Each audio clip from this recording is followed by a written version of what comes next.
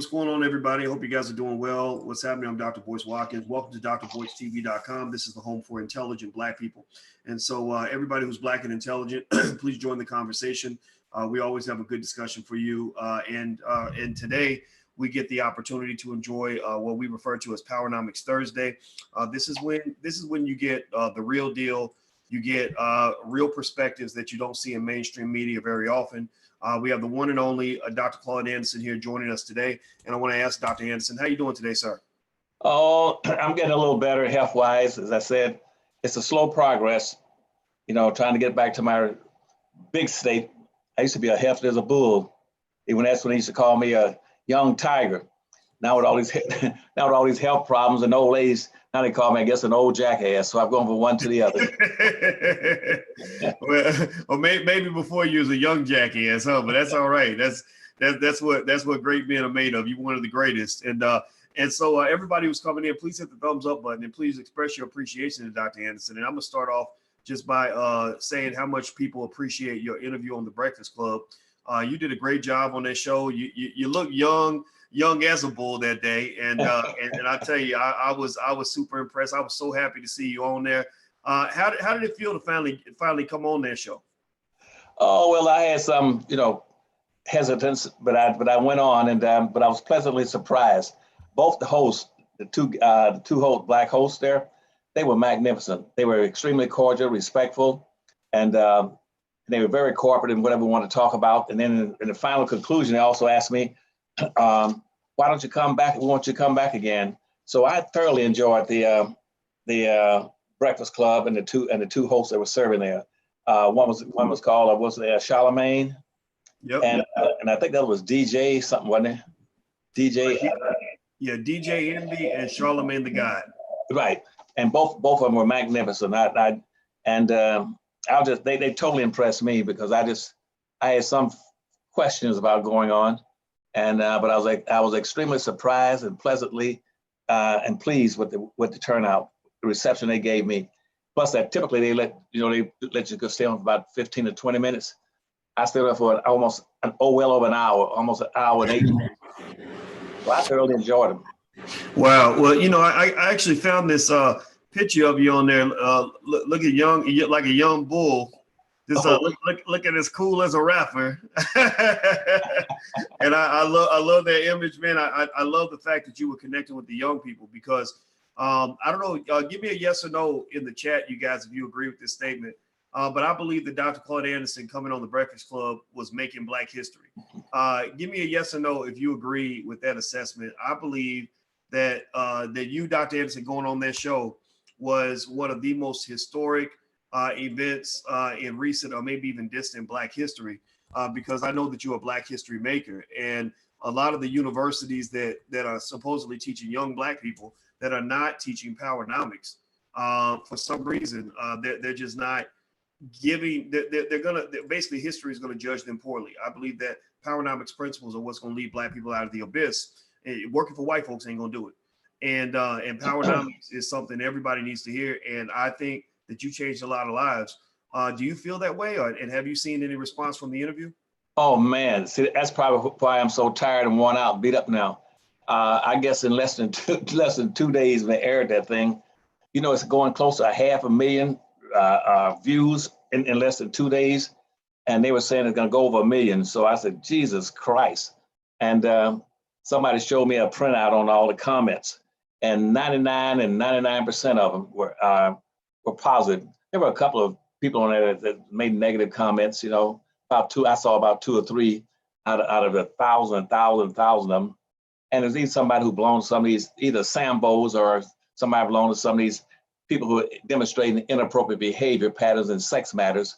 They made a couple of negative comments, but I can give a damn less about that. But anyway, 99% of all the comments were positive. But the sadness about it was that the corporation, Powernomics Book Company, they were so overwhelmed. They've been up day and night now for 2 days, just trying to respond to the damn books orders. Book orders. I mean, book orders have been so amazing. I can't even tell you. Them all of them, and I'm buying the power pack too, the library pack. They're buying that library pack, all 5 books, and all I'm saying, man, we're gonna have our own library. We're gonna follow these things. We're not going for the okie doke anymore. We don't need to go learn history through a white eye anymore. And so I mean, so they call me every day. Last night, yesterday, and all night. Stayed up all night trying to get these library packs out. And I said, good God. And I said, I don't ever want to hear anyone say something bad about Black folk. Black folk have always come to my aid. Now, when I say Black folk, I'm talking about a segment of the Black community. It's most of the poor Blacks and everyday Blacks. They have been supportive of everything I've ever done for 60 years in politics nationally. Somebody said, well, about a rich Black, wealthy Blacks. I say a wealthy Black and a wealthy white person has never given me 1 penny of support, never. And I struggled, I spent all my money, trying to fight for Black folk in different lawsuits and stuff I filed all over the country. And, but it's the average Black and the poor Blacks that always buy my books and read them. And I try to be the best leader I can for them and the best manager in terms of race matters, to guide them into to solutions. And so they exercise a magnificent turnout. I mean, Boyce, I couldn't tell you how many, let's see, it must be, and library packs, and that's 5 books in a pack. Hell, they must set out 200 or 300 or 400 of them already, packs with 5 in each pack. And Amazon even ordering not just individual books. They're ordering something like a pallet, and then the pallet, there's 45 pallets, and each one of those pallets got 24 or 30 books in it. Wow. So I appreciate Black folk, and I told people all my life in politics, I never would have made it if it hadn't been for the average Black. And someday, these average Blacks gonna catch up with these provocateurs that always got something negative. If you're gonna try to represent Black folk, they always gonna try to come out with something negative to say about you, even though 9 times out of 10 it's bullshit. They do it anyway because white folk put them up to it. So I tell Black folk, watch out for those. If you catch one like that, put his ass on a trailway and run it. Put his ass out of town. That's what happened back in New York back in the 1960s. You know James Meredith down in Mississippi? Yeah. Yeah. White folks sent him up to New York to run against Adam Clayton Powell, and shoot the Blacks folk. As soon as he checked into his home up there, Blacks went over to it and knocked on his front door and told us, "So we heard you up here to run against Adam Clayton Powell." They said, "We got to tell you something." They said, "In our hand, we got an envelope here. It's a ticket back to where you came from." And it's set for 2 days from now. I said, please don't miss that plane. If you do, you'll be very sorry. I want Black folks to start learning to hold people accountable for things they do, particularly when they find somebody that's trying to help their race. And I tell people right now, they say, well, Dr. Anderson, they said this about you. I said, you pick up the Black History Reader and go to the appendix. And you'll see some of the things I've done for Black folk in measurable, tangible terms. I tell Black folk all the time, if you find any other Black in the history of this nation that can go to those 4 pages and look at the things I've done for Black folk in measurable terms. I'm not talking about symbolic shit like walking down the damn road singing "We Shall Overcome Someday." Tangible things, measurable things. Look at those things. If you found any Black that's equal in producing and accomplishing those things, I'll listen. If they don't, you tell them to keep the damn mouth shut about me. Well, first of all, I want to tell everybody who I'm talking to. I'm speaking with Dr. Claud Anderson. He's the author of the books Powernomics, Black Labor, White Wealth, Dirty Little Secrets, the Black History Reader, etc. And his website is powernomics.com. That's powernomics.com. And I want to lay something out for you guys. I want you guys to first of all hit the thumbs up button. If you haven't done it, please hit the thumbs up button. But I want to kind of lay out an argument for you guys real quick, and I hope that you will understand this. We have people that don't really want to see any Black person make any money. They don't want to see any of our 1.3 trillion go into the hands of any Black business or Black people. They don't want to see Black people do well. So they'll look at a Dr. Anderson and say, oh, he's selling his books. He's trying to make money for himself. But I want you to kind of just stop for a second and just process the fact that there are many, many corporations that are run by white folks who don't even like you, who are making millions and billions and billions of dollars off of the Black community, that are becoming billionaires off of the Black community. The first person who created Louis Vuitton and Gucci and I think it was Courvoisier or something like that, He's now worth over $100 billion. Popeye's Chicken probably clocked at least $100 million off of the chicken sandwich special. When Disney put out the Black Panther, they made over $1 billion from the Black community. Nike just put out a new sneaker with Colin Kaepernick's name on it. They made tens of millions of dollars off of that. So if Nike can make tens of millions of dollars off the Black community, why shouldn't Dr. Claud Anderson be able to make at least twice as much? Dr. Watkins, I wish that were true. As a matter of fact, to be honest with you, Powernomics Corporation, see, I have never got paid a salary. Make sure they're clear on that and understand that. On the Harvest Institute, that's 27 years old, I have never drawn a salary, a penny. And that's why I'm one of the poorest Blacks in the country, even though I had all kinds of opportunities to get meritorious manumission by staying away from black folk and cease and desist trying to critically analyze their conditions and give them historical justifications for why they should be trying to become competitive people and giving them solutions and strategies. I don't care whether I was presidents, governors, or anything, I've never been paid for anything. Now, it would be nice, I look forward to it, and I hope the Powernomics Corporation sells millions of books to Black folk.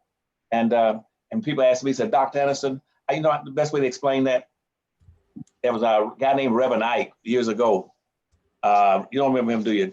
Reverend Ike? Oh yeah, I know about him though. I never heard him speak, but I've referenced him. I've read up on him a little bit. Right. Well, he was doing extremely well, and he would have large turnouts at his events preaching, and about halfway through his program, he would always send out people going around through the stadium with baskets and bags collecting money, getting donations, and finally one day, a guy asked him on TV. He said, Reverend Ike, he said, I'm very concerned about what you're doing. He said, you call out these people, these Black folk had these massive turnouts. We know hundreds of thousands, 50,000 Blacks turn out. You pass around baskets collecting money. And he said, well, I want to know one thing. What in the hell are you doing for poor people? You know what Reverend Ike said? What? Like hell not to be one.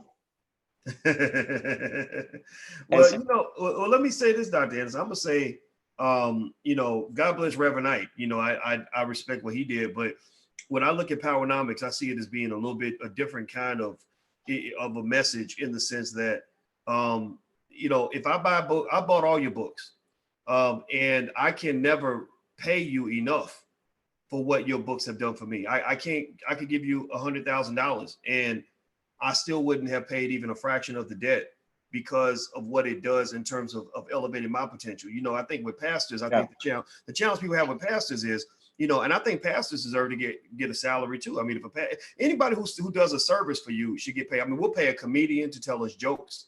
We'll pay a singer to sing us songs. We'll pay a rapper to rap. We'll pay an actor to be in a movie.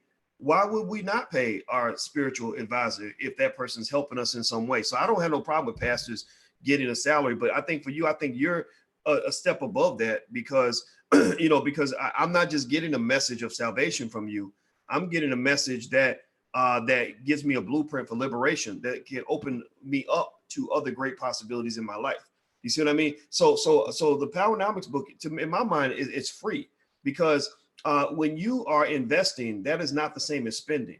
Like when I got this basement done in my house, we spent $50,000 upgrading the basement, but we really didn't spend anything. Why is that? Well, because now the value of the house has gone up $80,000.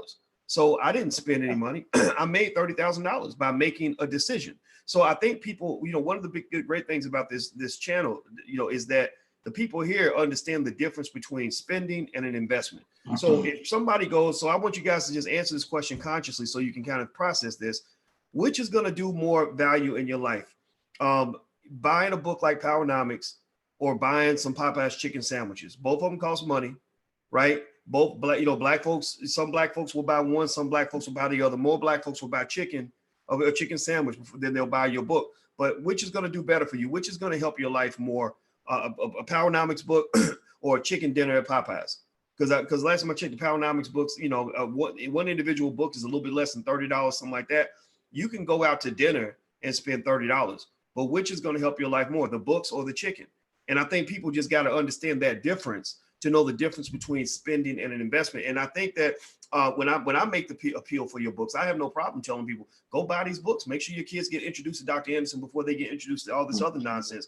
I have no problem making this pitch for two reasons. One, because I know that we spend a lot of money making white folks rich, and including white folks who care nothing about us. It's been proven that you care about us. So I want to make you rich before I make any of them rich. Number two, we know that our kids go to school, they learn how to worship slave masters. They worship in George Washington, Abraham Lincoln, and Ben Franklin, and all these other white supremacists. And they know nothing about people like yourself, Marcus Garvey, things like that. I'm simply making the basic argument, and give me a yes or no if y'all agree with me. Say something in the chat. My argument is real basic. Your kids should know about Dr. Claud Anderson before they know about Ben Franklin or George Washington or somebody who is insignificant in their life as a Black person. Can we agree on that? Give me a yes in the chat if we can at least agree on that very basic idea. So let's go into this, Dr. Anderson. Did you have anything to say in response to that? Well, the biggest thing I said, that the reason I would encourage Black folk to get into group economics is because I have a very basic philosophy in Powernomics principles, which says poor people cannot help poor people. That's what the civil rights movement and all these so-called quasi-liberals took the wrong path. See, all of our civil rights leaders thought that somehow that they could help Black folk by making them feel good, even if they were poor. And I said, no, I don't. If I'm in a ditch, a poverty ditch, I don't want you to make me feel good in the ditch. I want you to go get some resources, wealth, and power and come and get me out of it.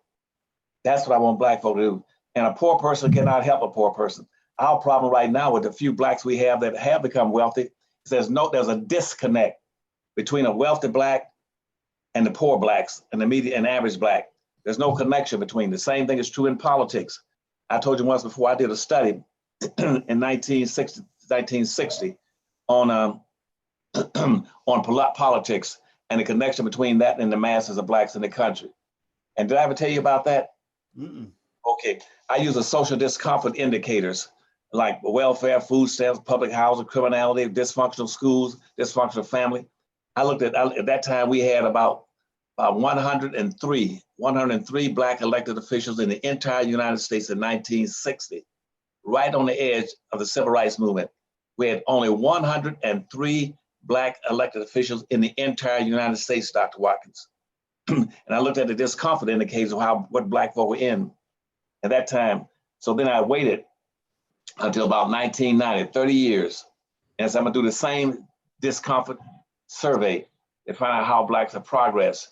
Because by 1990, guess what had happened? We had Blacks elected officials in the United States had increased by over 9,000%. We've gone from 100 Black elected officials up to 9,000. I said, good God, then Black folks should be doing extremely well now. But now when I did the discomfort indicator study, guess what? Black folk didn't progress, they went backwards. It went backwards because there's no connection between putting a Black person in a public office and getting benefits.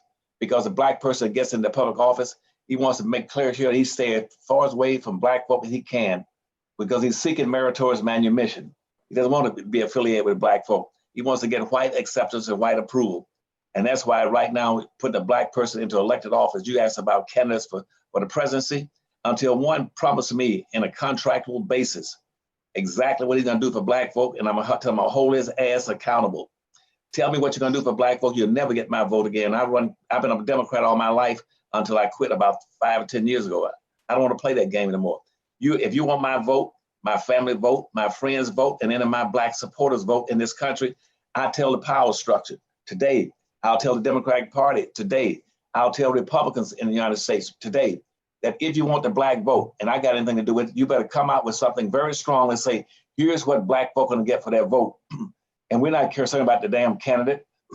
We're concerned about what they're gonna get for their vote. They ain't gonna get a damn thing, we ain't gonna vote. And we're gonna demand certain things. And I got a whole list of things I want Black folks to start demanding. Well, see, the same thing should be applied to these wealthy Blacks. You got wealthy Blacks that got all kind of money, but they are so self-centered and egotistical, there's no connection between a wealthy Black and the masses of Blacks. They do a lot of symbolic stuff, but it doesn't go to the heart of the issue. The issue is, what are you gonna do to reverse the maldistribution of resources in this country that came out as a direct result of 360 years of slavery, another 100 years of semi-slavery, and another 50 years of benign neglect. What are you gonna do for black folk? And right now in America, we got 38% of all the black people in America right now beneath the poverty line. Did you know that? No, 38%. Poverty line. And 34 to 35% of all the black children in the United States are beneath the poverty line.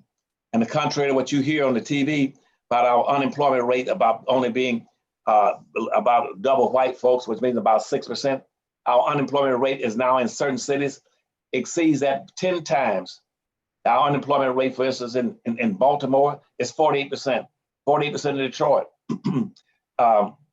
49% in Pittsburgh, almost 51% in New York. About 86% of all the black youth in America can't even find a damn job. But no candidates talking about these issues. None of them are talking about it. Nobody talks about the wealth disparities in this country between whites and blacks, and it's getting the wealth gap is expanding. It's getting worse. It's getting worse. It's not getting better.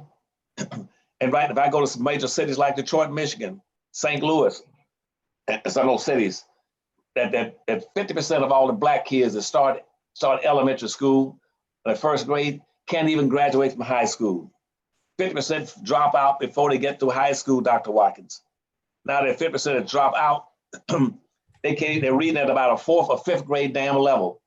What are the candidates talking about that running for office? What are the rich black folks thinking about? Why don't they do like the Jews and say, we play as a team? And Jews say, we're gonna take over certain industries and we're gonna stack our businesses up vertically in it.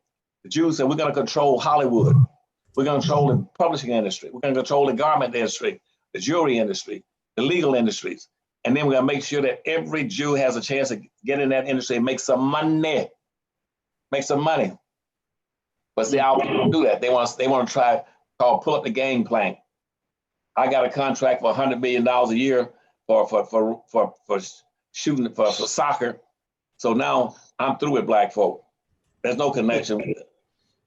So that's in other words, what I'm saying, whether it's for wealth or political prominence, there's no connection between that and the black masses, either with the money or with the wealth. All right, everybody. I'm talking to Dr. Claud Anderson. He's the author of the books Powernomics, Black Labor, White Wealth, The Black History Reader, and Dirty Little Secrets 1 and 2. His website is powernomics.com. That's powernomics.com. I want to say hello to everybody on the Black Financial Channel as well. If you haven't subscribed yet, we are growing a Black-owned financial channel, kind of a little bit like Bloomberg, except better. A little bit like Black Enterprise, except better. No disrespect to Black Enterprise, we love them, but we have our own style. And so if you want to subscribe, make sure you subscribe at theblackfinancialchannel.com, THE, that's theblackfinancialchannel.com. So Dr. Anderson, let me ask you about this. This week, while you did the Breakfast Club, I called myself in an interesting little hornet's nest, but you guys know I tell the truth wherever I go. And but I wanted to come to the Godfather to get some perspective on this. Give me a yes or no if you guys followed any of this stuff with this singer Lizzo. Give me a yes or no in the chat if you followed any of the interesting. It was a little bit of a controversy, Lizzo, Dr. Anderson. In case you haven't had a chance to kind of follow up on some of this pop culture stuff, Lizzo is the people at the Breakfast Club. I'm sure they know exactly who Lizzo is. In fact, I would imagine Lizzo has been on the Breakfast Club before. Lizzo is a pretty big Black woman. I would say she's obese, morbidly obese, and she brags about it. So it's not an insult to say she's obese. She brags about about the fact she enjoys being the big girl and everything else. She's also some would say a little bit raunchy. Some would say that she, like for example, she went to a Lakers game and she showed up wearing a dress with her butt out. And this is one picture of Lizzo right there. In terms of just sort of seeing what she is, and so she kind of comes out seductively dressed, and people really love it. A lot of white folks love it. Some Black folks love it, but a lot of Black folks are irritated with it. And I did a survey, Dr. Anderson. I asked the people on the channel. I said, do you think that the image of Lizzo is good, helps or hurts the Black community?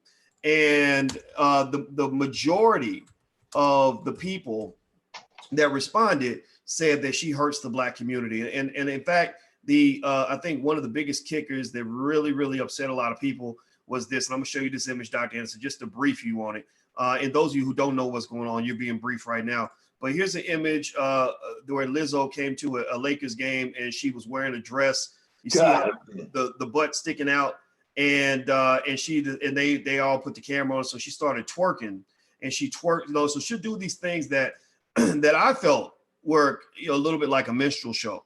And people thought that I was attacking her, and I wasn't actually attacking her. I was really talking about white supremacy and why white supremacy tends to elevate people, black people, when they fulfill a stereotype. In fact, I think the rapper David Banner, who's a really smart guy, he made a good point where he said he was in hip hop for a long time. He still is, and he said that typically white people will pay you if you were either fulfilling a stereotype or something else. I think he said if you're fulfilling a stereotype or you basically engaged in another word for coonery. I can't remember what exact terminology he used, but that's when white folks pay you. So I like if you could, since you know the history, you know where the bodies are buried in terms of how America got to be what it is. Can you give kind of that history of the minstrel show and why black entertainers behave the way they do in order to make white folks happy? That's a long topic, but to answer, that goes all the way back to, I guess, to slavery. White folk always felt that the safest black that they could have is any black that's entertaining. That's the first thing. White folk love for you to entertain them, and in their mind, and a black who's entertaining them, I don't care whether it's in sports or any form of entertainment, that he is 20 times safer than a damn birth control pill. You can't get any safer than that. And that's what they want. That comes out of slavery. When the plantations were running in the southern states, white folk always on a Saturday night would call all their slaves around the mansion. I told you this before, just to entertain the slave owners. And the white slave master, and his wife and his family come and sit on the front porch and drink iced tea and lemonade, and they invite their slaves up. Invite their slaves up to the mansion, and they had a process called burning off their energy, burning it off, because they wanted the black to divest himself of all energy. So they wouldn't be thinking about revolting or doing anything terrible. They want to wear his ass out. So all those blacks could entertain on a Saturday night. And then whites let them. They had things like whites would give them a glass of lemonade or iced tea or something like that. But they had athletics doing head button contests. You ever heard of head button contests? Where they had a black side, they're running against each other with hitting their heads together. They'd have marble shooting contests. They had a horseshoe pitching contest around the mansion. Anything that they had coon chases, anything that would burn off the energy with black folk. They had wrestling contests because that was a form of entertainment. Blacks were entertaining whites. And then the other thing they would do, they have let them sing. They'd have banjos or drums or beating on their lap, playing pot in their feet. They entertain whites. And what they told whites during slavery is that we are safe. We're not gonna do anything to hurt you. All we wanna do is entertain you. And so that stayed pretty true all the way up through most of slavery up until about 1852. In 1852, then they began to do things that began to institutionalize that's inappropriate behavior pattern of black folk. It came out of his first book called Uncle Tom's Cabin. That's what Uncle Tom was about, to show blacks as being buffoons with Sambo and all that stuff in it. And that began. And so even after slavery, after the 1850s, black folk began to show up and programs like the cotton clubs, where they would entertain whites. Whites would flood in, and blacks were so good at it, they started doing blackface. Whites wanted to learn how, before white folk could do blackface, black folks started doing it. A man can be as dark as night, these blacks would show up and put black paint on their faces to make caricatures out of themselves. They would paint their own lips red, get their eyes big and open and white, and put on oversized clothes, shoes that was too big. And now they started getting people like Stetson Fletcher and Stephen Fletcher and a whole bunch of people that became what they call them Toms, Coons, and Mammies began to show up. Every movie that came up, every movie starting about the 1900s, they always stick a black mammy in there, a woman that could always be around, be in the house, and be over the black man. The black man would be be every week. The black woman would be dominating. Gone with the Wind, all those old movies. Go watch those old movies. They always got a black mammy. And white folk love to get picked for a black mammy. They want a woman that's big and burly and that's bossy and is dominating the black men. So mammies became important starting by the early 1900s. All the movies put up would either have toms, coons, or mammies. Anyway, later on, they started getting, by 1920s, they had people like Stephen Fletcher, Banjo, Bojangles, all this kind of thing. Anything that didn't time whites. White folk then say an entertaining black is a safe black. A dangerous black is one start talking about money. So that's why during the civil rights movement, blacks were making some progress in the civil rights movement until they started talking about reparations, getting some money. And then the Jews walked away from blacks by the late 1960s. Say, hey, y'all start talking about something other than social integration. We're through with you. They call those neoconservatives. But all whites love to see blacks, particularly if blacks going to exaggerate. And if you're going to play the role of a mammy, a coon, or a buffoon, or a tom, or a sambo, they want you to exaggerate your features. If you're already dark skinned, that's okay. Put on more black. Put on darker makeup. Make your lips big and red. Get tattoos. If white folk got tattoos, you put tattoos. You got to be cartoon characters or caricatures. That's what they're after. They want it. So if this woman is doing what you're saying, she's going to be rewarded for that. Whites going to love that because it makes blacks look like fools. If whites wear baseball hats, blacks are going to put theirs on backwards. If white man is wearing a shoe that's a size 9, a black's going to get him a shoe that's size 19. So his shoes sticking way up in the air. They call them knobs and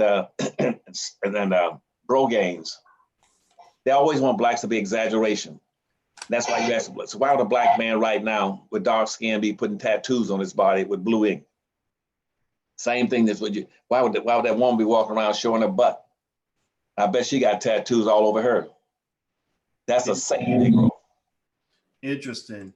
Wow. Well, you've by the way, I'm talking to Dr. Claud Anderson, everybody. So and you guys know who he is, but actually I want to dive in because I was taking notes as you were talking. And so I want so that everybody here, so we can all get something from this conversation.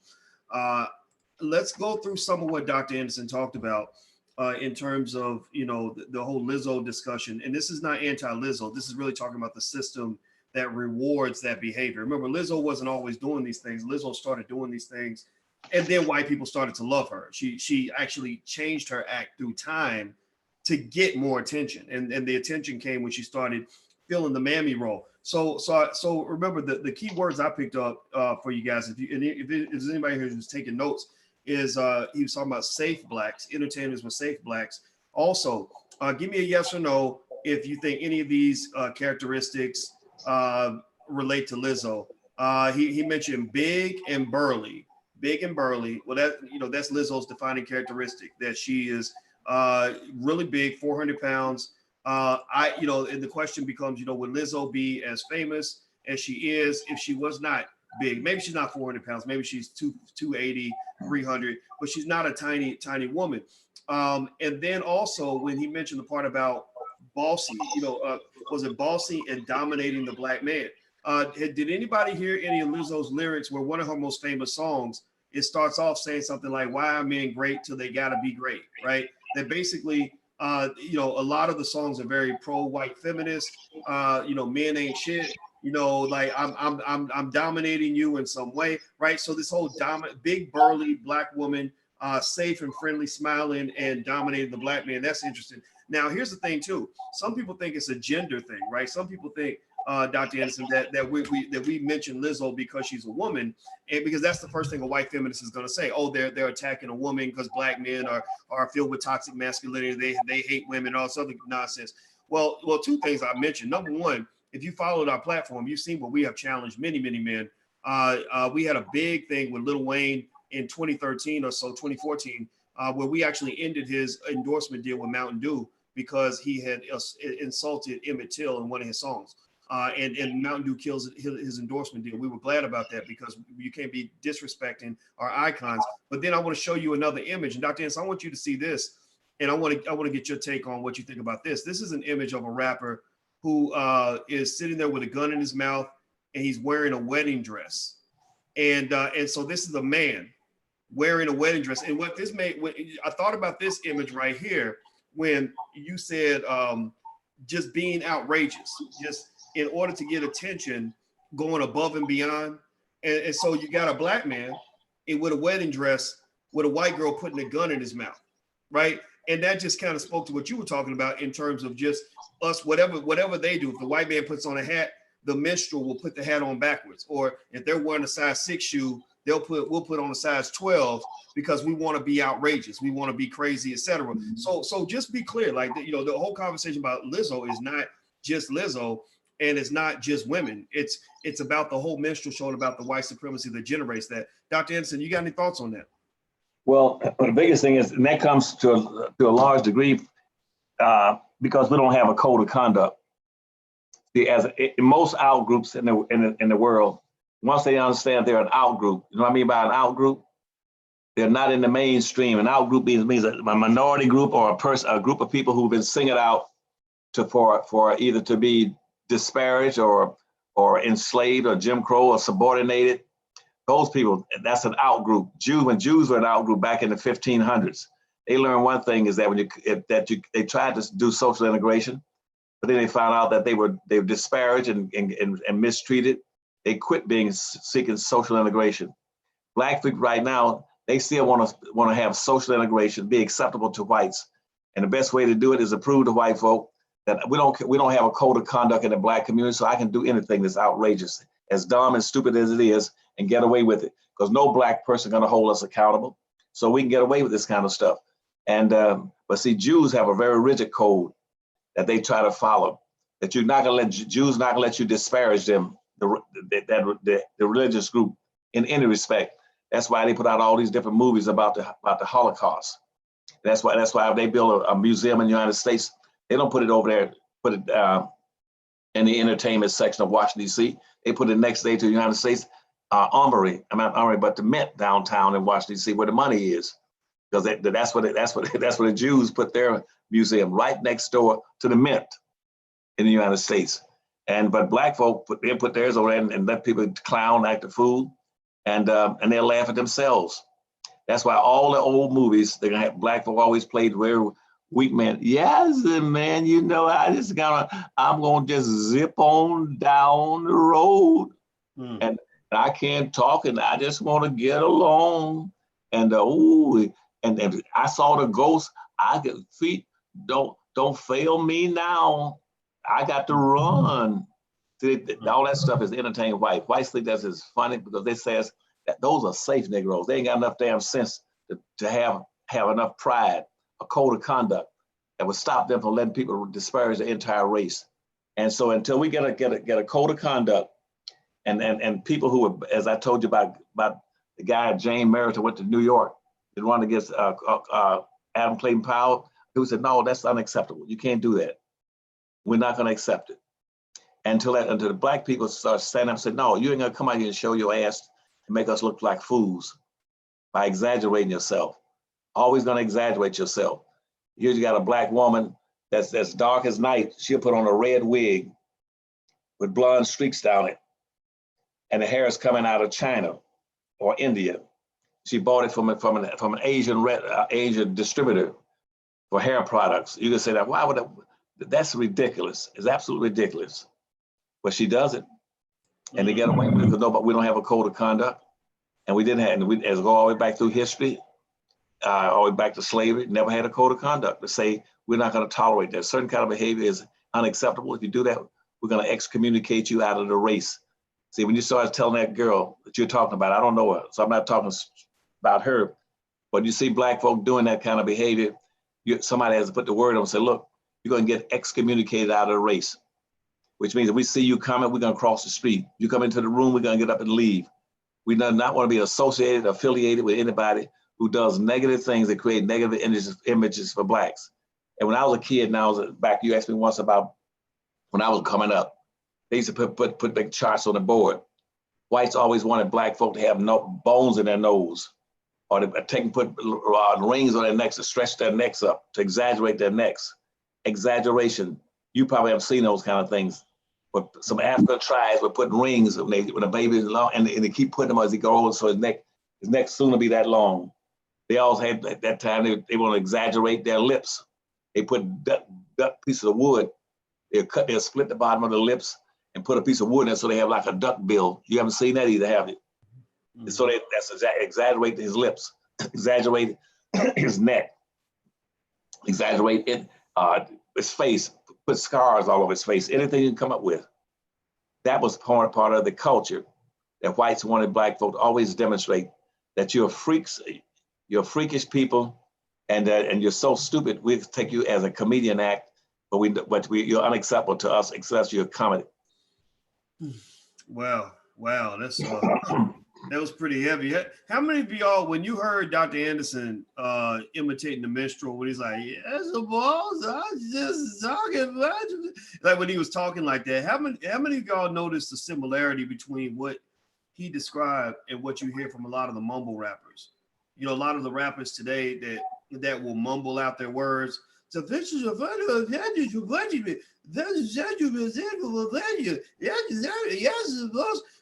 ain't nothing new under the sun. That's the point that I'm picking up from this, you guys, is that ain't nothing new, ain't nothing changed. You know, a couple things have changed, but it's the same story with a different title on it. You know, and I mean, really, if you listen to mumble rappers, and I know Dr. Anderson, you're lucky because you don't have to listen to as much of this as a lot of us do. But unfortunately, that idea of dumbing down Black people, especially the Black man, is something that's very popular. And then when you talk about on the female side, you have the same type of thing going on with not just with Lizzo, but some of the most popular Black women out here right now, Cardi B, Tiffany Haddish. They all pretty much have the same formula. They all are very similar to each other in terms of how they maintain their relevance. And I think it's important for Black people to just know the difference, because white folks ain't gonna stop being white. They're gonna keep supporting what they support. But it's important for you to know the difference between what it truly means to be successful and what it means when you just continue the same old minstrel show. So anyway, I wanted to thank Margaret Hudson for your donation. Thank you, Margaret. Chi, I see you in there as well. Chi mentioned Mushmouth from Fat Albert. Yes, that maybe that's in there too. And I agree, we do need a code of conduct, Chi. And by the way, I want to give you guys Dr. Anderson's website. And Dr. Anderson's not feeling that great. He has just blessed us and graced us with his presence. And so I'm going to go ahead and end the conversation a little bit short so that he can get back to resting and things like that. But before we go, though, I want you all to please type in powernomics.com into the chat. Powernomics.com so that everybody can know the website. It's Christmas time, or Christmas just passed, but the New Year's coming. A great way to start the new year is to start off with Black Economic Power. Powernomics.com has plenty of books and a library pack you can subscribe to Dr. Anderson's YouTube channel, which is very, very good. And also his Breakfast Club interview is extremely good. And again, you all played a part in making Black history, because I know for a fact Charlemagne the God follows what's going on this platform. And I want to publicly thank Charlemagne for using his broad national platform to bring Black intelligence and Black consciousness to the forefront of the discussion. So we are making Black history. We're changing the world, because Black folks are smart enough where when you can feed them a lie for a long time, they can live off the lie. But when you give them an ounce of the truth, millions of people will grab onto the truth before they hold on to the same old lie. So I want to say thank you very much, Dr. Anderson, for your time. I really appreciate it. Well, thank you. You're always very kind to provide this opportunity for me to talk to some of your people and your supporters. And again, as I said to you, my books are written for a very specific reason. It's because nobody would ever write and tell the truth about Black folk. We had a few books, Blacks that were successful in doing that. Carter G. Woodson and W.B. Du Bois put out a couple of books and a few others. But white folk would never put Blacks in their books. First time you have started putting Blacks in their books about 1948. Nobody would write anything positive about Blacks. But I wrote my books very specifically for Black folk, and I tried to put it in a vertical order, saying here, with Black labor being the first thing, here is where you are. Here's how you got there, okay? And here's every technique, every trick, every custom, every law, everything the whites did to maldistribute 100% of everything out of your presence, where you're down at a non-competitive level, period. You don't have enough resources to compete in anything. Then I wrote Power Numbers to say, now, but white racism is not perfect. It can be beaten if you understand the system. And I wrote all these things based on my collective experiences. I felt that I've been blessed to have done some things in every level of politics and economics and everything, you know, in educational achievement that 99% of Blacks will never have the opportunity to do. So therefore, I felt that binding, I guess, responsibility to try to help Blacks. Now, the Blacks don't want to buy those books, those 5 books called the Library Pack. They don't have to buy them. Sometimes don't do them because I'm telling them to buy them. But right now, nobody else is going to give them that kind of information. And white folk tend to be homicidal and not suicidal. They got to tell Blacks what to do. But those books carry every piece of information that you need to know about race matters and how to resolve and how to beat it. But if you think that you're doing it to help me because I'm only on your show to sell books, that's not my goal. At my age, 85, I could care less. I got most of the things I want out of the world. I've been everywhere, done everything, enjoyed things around the world. I've been with presidents and governors. I've been to head up trade missions to third world nations around the world. I've done all the things I want to do. I achieved that by striving, about a drive to do it, to get there, and to keep the door open so that all the other Blacks could follow me in. And I turned down meritorious manumission when whites asked me on 2 big occasions. Said, Dr. Anderson, we'll give you everything you want if you quit talking about race matters and come over and join us, you know, and be a sort of mealy mouth person. That's basically what it was. I told him I'm not going to do that. So therefore, any Black person you see on TV nowadays, he's on there more than once. He's strutting and search for meritorious manumission and to be compensated and rewarded by the white power structure. They never rewarded me, never given me a penny. I left government, but I achieved the highest levels of everything I ever wanted because of my drive to open doors for Black folk. And I've been Black to the bone all my life. I'm gonna say like that. And I enjoy Black folk and I love Black folk. And if you see the Breakfast Club interview, you'll understand what I'm saying. And we're gonna play as a team. We can beat racism if we also play the game and understand the nature of racism. All right, all right. So everybody, if you could, please join me in giving Dr. Claud Anderson a digital round of applause, a big digital thank you for coming into the chat. Please give him a round of applause. Just clap for him in the chat. Just just give a sincere thanks to the person that's really sharing a perspective that you don't get at any university. You don't get it in any public school for sure, because they're not going to teach you the keys to your liberation. You got to learn that on your own. So also, please hit that thumbs up button. If you haven't hit the thumbs up button before you go, please do that. Thumbs up, thumbs up, thumbs up, subscribe, notification bell, all this other stuff. Also, last but not least, powernomics.com is Dr. Claud Anderson's website. That's where his books are. And also, if you want to support the growth of this platform, you can do so at intelligentblackpeople.com. That's intelligentblackpeople.com. So take care. And thanks a lot, Dr. Anderson. One more thing you asked me, I forgot to tell you, when you asked me about the Breakfast Club, both Charlamagne and DJ, they both say, hey, we're with you 100%. And and they said this and said we're gonna push these books across the country, and you can depend on us to make sure that we say Black folk better start reading these things and get an understanding. And I appreciate that from them. They were 2 nice guys. And if you talk to any of them, tell them they were successful, because when that interview hit the media about a day and a half ago, we're up to 500,000 views already in less than 48 hours. Yeah. Well, that was one of the reasons why I was really happy when Charlamagne asked me about getting you on the Breakfast Club, because I felt like it was a dream come true for me. You know, I've been on there a few times myself, and every time, you know, there's a lot of viewership, but I didn't really care so much about myself going back on there. I wanted them to hear from people like yourself, you know, so I was very happy. I was very, very happy. And so, you know, like you say in Powernomics, power is the ability to move forward with your agenda despite the opposition of others.